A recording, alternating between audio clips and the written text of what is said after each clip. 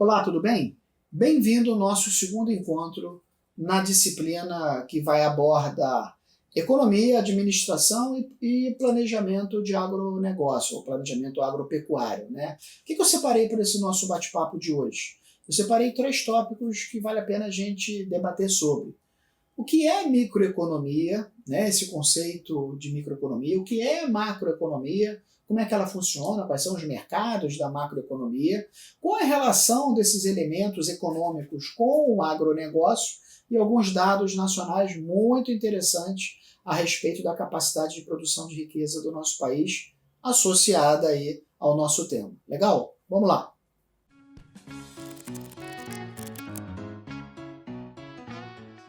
Primeiro, então, a gente precisa entender o que é microeconomia, né? Esses elementos tão utilizados e tão praticados aí pelo segmento econômico, por economistas, né? Às vezes eles falam ali um economês que a gente não entendia. A partir de agora, a gente vai entender de boa e fazer melhor. Vamos associar esses termos aí ao nosso planejamento agropecuário. O que é microeconomia efetivamente? Basicamente, microeconomia, ou a teoria dos preços, ela estuda a relação da formação de preço com a capacidade de consumo da sociedade. Então, eu tenho aqui um determinado recurso no meu bolso, quem dera, né? Mas eu tenho um recurso no meu bolso para comprar 1 quilo de arroz, né? 1 quilo de arroz vai me atender, essa produção, aquela embalagem tá, que a gente encontra no supermercado, aquilo é o suficiente para me atender e me garantir ganhar mais dinheiro para comprar um segundo quilo de arroz? Porque não adianta o supermercado ter 10 quilos de arroz se eu só compro um. Se fosse só eu no mundo, né? Então, se eu só consumo um, não precisa produzir 10. E se eu consumo um, não pode consumir meio, justamente porque vai faltar. E aí uma outra pessoa vai oferecer um valor maior, o preço do arroz sobe, aquela relação da oferta e procura, né, e desequilibra a economia. A microeconomia, então, estuda essa associação, a formação do preço com a necessidade do consumidor, né, o comportamento econômico de ambos, né, para garantir que a fixação do preço está em linha com o meu bolso.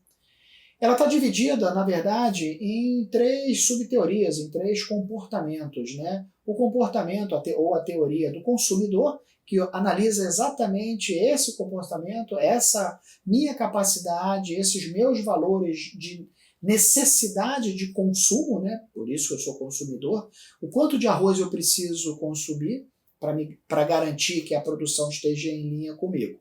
A segunda teoria, o segundo segmento, né, dependendo da literatura, ela trata da empresa. Então, a primeira consumidor, a segunda empresa. O que é essa teoria da empresa? Ela fala, para poder produzir arroz, eu preciso constituir um negócio. E é justamente essa relação do capital com o trabalho que forma uma organização societária que a gente chama aqui de empresa. E essa empresa é que vai efetivamente abastecer as necessidades do consumidor. Então, existe ali uma análise profunda do comportamento do capital com o trabalho. E a terceira teoria é a produção. É justamente a leitura da cadeia produtiva para interpretar um tema que a gente vai falar na nossa próxima aula, que é o antes da porteira, durante a porteira e depois da porteira. Ou seja, a cadeia de produção para permitir que seja plantado a quantidade de sementes para ser colhida 1 quilo de arroz, embalada no tempo certo, comercializada da forma certa, entregue da forma certa para garantir aí o consumo adequado. Microeconomia. E macro? Né? Você vai me perguntar, o que é macroeconomia? A macroeconomia é essa relação com o zoom. Com o zoom. Como assim o zoom? Você pode explicar melhor? Claro. Ela vai estudar e medir o potencial daquela região produtora de arroz com relação à capacidade de mão de obra ativa, mão de obra desempregada, capacidade de consumo naquela região. as pessoas têm um consumo per capita elevado, médio, baixo, porque eu posso melhorar a qualidade do meu arroz, vou aumentar o meu custo de produção e vender um arroz mais caro, né, ao consumidor final. Mas para vender o arroz mais caro, eu preciso entender se esse mercado interno, até mesmo externo, ele vai consumir esse arroz de uma qualidade melhor. Senão eu produzo e perco dinheiro. Então a associação aí entre a renda, a formação de preço lá da microeconomia, a capacidade de emprego e desemprego, o nível da moeda, né, o valor da moeda frente a relações internacionais, né, o real versus o dólar versus o euro, esse equilíbrio, né, porque não adianta eu vender o arroz lá fora, na Europa, por R$1, eu tenho que converter isso no mínimo a euro. Essa associação de conversão, esse equilíbrio do mercado no que diz respeito à renda do europeu, à renda do brasileiro, ela é estudada em macroeconomia. Ou seja, eu pego essa cadeia de valor, analiso os valores agregados dessa cadeia produtiva, garantindo que o consumidor ele compra um arroz mais caro, médio, mais barato, se sinta satisfeito, a economia produza, o capital cresça e a coisa aconteça, né? Como diz algum lugar aí que eu li isso. A macroeconomia ela é dividida em alguns mercados, né? Eu falei aqui de emprego, eu falei de moeda, eu falei de relação de mercado interno, mercado externo. Para não complicar, então a gente estuda cada mercado. O primeiro mercado é o mercado de bens e serviços, né? Aquele mercado efetivamente produtivo, onde eu meço ali o nível, né, da produção, o nível do serviço, do preço produzido para atender aquela demanda estratégica que eu desenhei. O segundo mercado é o mercado efetivamente de trabalho, a mão de obra. Qual é o custo dessa mão de obra? E no nosso país a gente sabe que, apesar de todos nós sermos remunerados numa condição não satisfatória, que não, muitas das vezes algumas pessoas não têm a mínima condição aí básica para consumir alguma coisa, mas ainda assim nós somos uma mão de obra cara, em função de carga tributária, em função de outros elementos do objeto aqui da nossa análise. Mas esse mercado de trabalho analisa justamente essa taxa de formação de preço associado à mão de obra. Então, será que aquele insumo está muito caro, então eu tenho que diminuir a quantidade de mão de obra no meu processo de produção? E aí eu mando gente embora. Mandando gente embora compromete o consumo lá na frente, porque ele deixa de ser produtor, né, dentro da máquina e passa a ser consumidor. Então esse equilíbrio é estudado por esse mercado. O outro mercado é o mercado monetário, ou seja, aquele mercado onde a troca existe, né, a relação de ir e vir, ela existe. Eu produzi o arroz, lembra do arroz? Produzi o arroz, botei na prateleira, o consumidor vai lá, dá o dinheiro, leva o arroz, esse dinheiro ele é repassado para o produtor produzir mais arroz, né? Aquela história, Tostines vende mais que é fresquinho que vende mais. Estou até fazendo aqui um merchan 0800 no amor, mas só para você entender melhor a relação. Existe um ciclo dentro da cadeia econômica, e esse ciclo de troca de valor é o sistema monetário, é o mercado monetário que acompanha essa troca. Junto com o mercado monetário vem o mercado de títulos, né? E o que é o mercado de títulos? O mercado de títulos nada mais é do que o investimento que é feito dentro da produção. Se eu tenho uma empresa agrícola que produz o arroz para ser comercializado, essa empresa agrícola pode precisar de mais maquinário. Precisando de mais maquinário, ela precisa de mais recursos. Precisando de mais recursos, ela pode ofertar essa necessidade dela ao mercado. Os investidores interessados em ter uma taxa de rentabilidade maior dos seus investimentos investem naquela determinada empresa agrícola, naquela safra, naquela determinada estratégia produtiva. Uma vez investido ali, a empresa produz riqueza, essa riqueza volta para ele no formato de dividendos, aquele processo normal que a gente conhece. Esse mercado é um mercado que tem que ser muito bem monitorado, né? Porque o investimento gera dinheiro, que gera o imobilizado, a máquina agrícola, que gera a produção, que gera a comercialização, que gera a riqueza.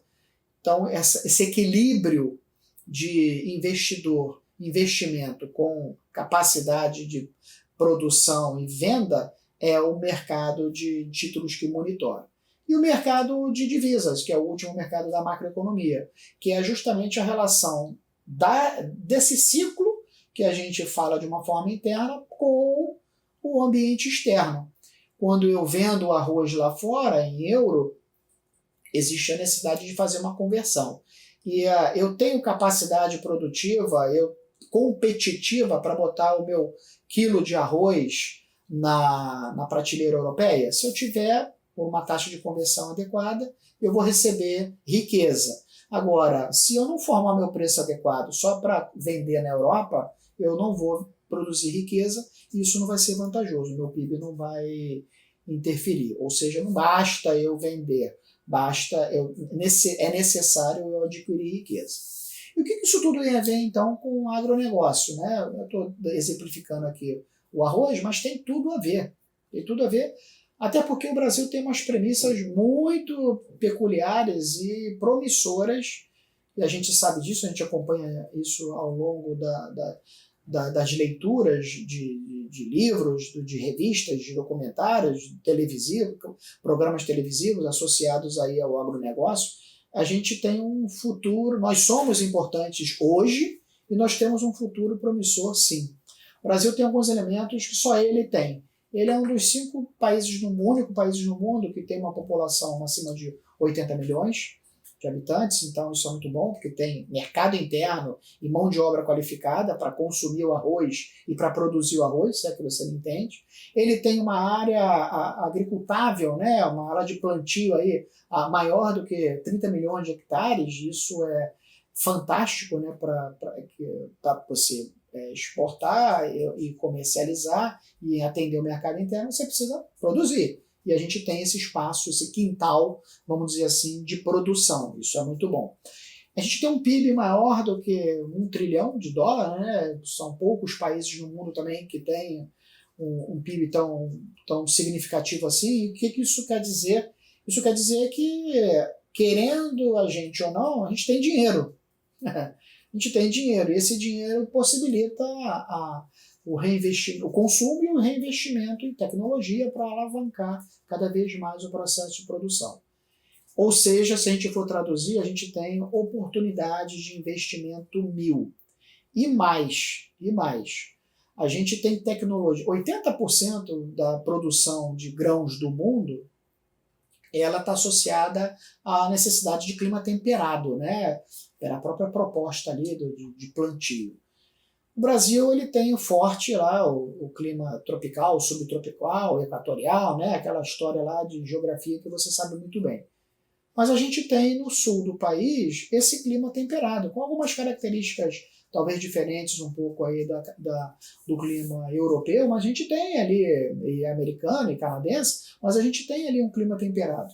E o interessante é que o investimento é tão grande em tecnologia na nossa produção de grãos, que é a grande necessidade do mundo, principalmente atualmente os grãos fibrosos, né? Que olha o gráfico que eu compartilho com você. O crescimento na nossa balança de exportação, e aí eu não estou falando só de grão, de soja, mas eu estou falando também de carne. Olha o saldo positivo da nossa produção de grãos, considerando aí a área plantada, a relação da área plantada, aqueles 30 milhões de hectares.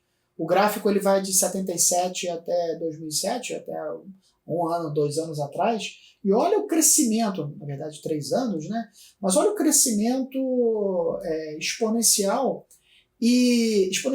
linear, né? E seguro. Um crescimento linear, seguro, sem sustos e constante, que é o mais importante. Fruto de investimento, fruto de dedicação, fruto de tecnologia acima de tudo. Compartilhar com vocês uns dados muito interessantes que vale a pena. Em resumo, a OCDE né?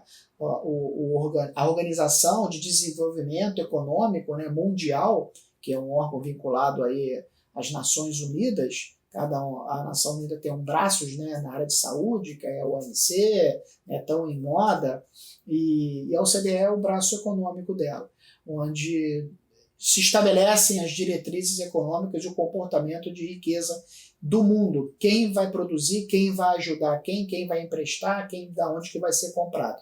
É mais ou menos isso que rola lá. Ela fala que amanhã, ou seja, em 2022, é um estudo feito, o Brasil vai se tornar o maior exportador de alimentos do mundo. É isso mesmo, o maior exportador de alimentos do mundo. E quer uma prova disso? Olha o gráfico que eu compartilho com você. Também uma pesquisa realizada, até 2015, na verdade. Olha os números que estão sendo apresentados de produção e de exportação. Olha que coisa linda, olha que coisa maravilhosa. Isso é real, isso é Brasil, isso é agro, né, como diz lá a propaganda. E é mesmo, e é mesmo. Nós só tem parece a sua nota, né? Só 10, 10, 10, 10, 10. E é isso mesmo. Então, isso é fruto de uma evolução, né? Lógico, uma evolução comportamental, uma oferta, uma abundância aí de recursos que nos permite nos comportarmos dessa forma. É só realmente nós temos aí estudo, que é o que a gente está fazendo aqui agora, pesquisa, que é o que nós estamos fazendo aqui agora, multiplicação do conhecimento, que é o que nós estamos fazendo aqui agora, com viés de agregar valor a tudo isso que a gente está trocando. O mundo ele necessita cada vez mais o processo de alimentação, o seu. Eu preciso fazer mais uma dietinha, né? Mas eu tenho certeza que você, mais jovem, tem uma outra cabeça com relação a alimento. Você consome hoje muito mais fibra, muito mais alimentos energéticos do que aqueles alimentos gordurosos. Concorda comigo? Pois é, o Brasil aí hoje é o segundo maior exportador desse tipo de alimento do mundo também, né, considerando a tendência. O que isso significa dizer? Significa dizer que o mundo é o infinito, efetivamente, para o agronegócio brasileiro. Aí você vai falar assim, mas você só está falando de terra. E a pecuária? A pecuária eu não vou nem aqui classificar. Eu não vou classificar porque hoje o valor bruto, né, de produção ele aumenta significativamente. Hoje a gente tem, só para vocês terem uma ideia, em 2015 o rebanho bovino do Brasil alcançou 210 quase milhões de cabeças de gado do mundo, no maior rebanho do mundo. 205 milhões,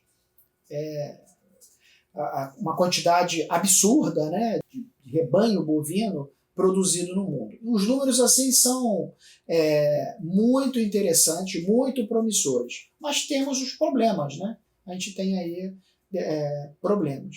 Problema de competição. O mercado interno é um mercado a ser explorado, sim, cada vez mais. O consumo de carne nosso, ele individual per capita, ele tem uma representatividade muito grande, mas o mercado externo que a gente precisa ficar preocupado para garantir aqueles primeiro colocado tanto na produção quanto no consumo. Há pouco tempo teve o problema do frango, né, exportado ao Brasil, o segundo maior exportador de frango do mundo, e o mercado que mais consome é a China. 85% das importações de frango chineses vêm do Brasil. E aconteceu o frango brasileiro está com Covid, né? Saiu uma reportagem no mercado, lá na imprensa mundial, isso compromete efetivamente o nosso volume de exportação, né? A exportação de frango do Brasil, elas têm uma representatividade grande aí, desse segmento. A receita gira em torno de 8 bilhões de dólares. Então a gente não está falando de pouca coisa. É muita grana envolvida, grana essa que volta para o país em benefício de nós brasileiros. Então, quando sai uma notícia dizendo que o frango brasileiro exportado para a China consome 85% desses 7 bilhões de dólares, está com problema, está com doença, está com Covid, isso é muito sério. Mas olha o que eu compartilho aqui com vocês, a maldade da notícia e o que está por trás dessa notícia, o viés econômico que está por trás dessa notícia. Olha como é que é sério esse processo de relacionamento com o mercado externo. Agora, poucos dias atrás, a China divulga o problema do frango. Ok. Olha uma reportagem que eu compartilho aqui com vocês, que eu até vou ler aqui, se me permite, eu vou ler junto aqui, para você entender o que está por trás desse simples, aqui entre aspas, que a crise de saúde é muito séria, mas essa simples notícia sem evidência, sem prova. Criadores de frango da China esperam ansiosamente um ano emocionante. Isso no início do ano de 2020. Vou ler de novo. Criadores de frango da China esperam ansiosamente um ano emocionante. Por que isso aconteceu? Porque o segmento, a produção suína da China, que é um grande produtor e consumidor, vide a população, o país mais populoso do mundo, estava em crise. O mercado suíno estava em crise. Então está ali. Interrompeu o curto e mais intenso ciclo de vida das aves, ameaçando a produção de carne. Por que eu botei aqui, interrompi a redação? Por quê? Porque a reportagem é grande, depois eu mando o link para vocês, mas ele está falando que a produção de carne foi interrompida, apesar da expectativa grande de comercialização estratégica. Eu não sei se ele já sabia do Covid, isso no início do ano, eu não sei se ele já sabia do Covid, que o Covid ia se alastrar pelo mundo ou não. O fato é que criadores de frango da China esperavam ansiosamente um ano emocionante, mas a produção foi interrompida em função aí de toda essa crise do Covid, ameaçando a produção de carne. Assim como o país mais populoso do mundo enfrenta um enorme déficit de carne de porco. Por quê? Por que existe déficit de carne de porco? Porque em função de gripe, de problema lá, de febre africana, que disseminou lá um problema nas carnes de porco deles lá, na carne suína, e aí comprometeu todo o processo de produção, de exportação e de importação. Nosso caso não é carne de porco com chinês, nosso caso é o problema do Covid lá, da ave. Vou continuar a leitura. A produção de aves da China cresceu 12% no ano passado, de 2019, para 22 milhões, blá, blá, blá, blá, blá, blá. Depois que agricultores tentaram diminuir a lacuna causada pela escassez da carne de porco. Ou seja, estrategicamente existe um foco, até ansiedade, como o texto estava dizendo em cima, existe um foco na produção de ave, de frango, porque a produção de carne suína estava comprometida. O que isso tem a ver conosco? Isso tem muito a ver, porque existe um problema, outro gráfico que eu compartilho aqui com vocês, existe um outro problema, que o processo de produção de ave da China não é automatizado com tecnologia, com inteligência, com cadeia de produção, como é aqui no nosso país. Hoje nós temos tecnologia a vender, como know-how aí, Mas lá não. Lá o processo de produção, a criação, ela é feita por criadores individuais, que aí tem que juntar em cooperativas, ou seja, esses criadores individuais eles não participam da cadeia de produção do frango.